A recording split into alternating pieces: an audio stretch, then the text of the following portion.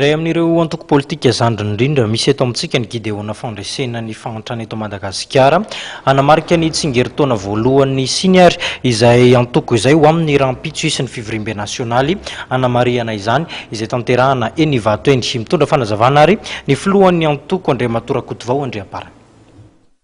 Voalohany dia manolotra ny arahaba ho an'ny vahoaka malagasy ray manontolo tsy fakifolo tratra izao taona vaovao 2024 izao. Mirary indrindra ny sosiny tsara rehetra ho antsika rehetra sy ny fitantanan'Andriamanitra mandritra ity taona vaovao ity mba ho amintsika tokoa ny fahasoavany sy ny famindrapony mba ho toa amintsika izany fiadanana avy amin'ny Andriamanitra anary antsika izany. Ny tikambara dia ny hoe feno herintaona izao ny antoko politika Gffm na ny Gideona Fandresena ny Fahatrana eto Madagasikara. Antoko politika izay naorina niaraka tamin'ny Andriamatoa pastora Mayola Christian de Donné.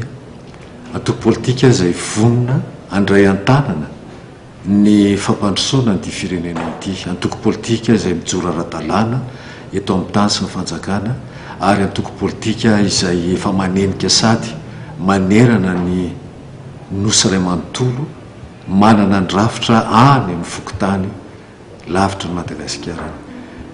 Ny antoko politika zany dia manana ny paikady ny amin'ny adina ny fantrana sy ny korokory eto Madagasikara. Ny tanjona dia pasteur Mayola ho an'ny malagasy rehetra ary ho an'ny Madagasikara, ary mitondra ny firenena ity ka hanova azy mba ho firenena vaovao. Hanamarika izany faheritaonana izany antoko politika rahampitso ao amin'ny hôtel restaurant Parent d'Or. Ao zany no ionany antoko politika ny mpikambana rehetra pro nasionaly. Amin'ny fotoana ihany koa no anaovana ny fivoriana nasionaly voalohany, tsy congrès national akory fa fivoriana miaraka amin'ireo délégation avy any amin'ny faritra, ary amin'ny fotoana ihany koa no ifampiarabana tratran'ny taona ary arabana fomba manokana ny filompanorina mivady izay nanorina ny antoko politika ity.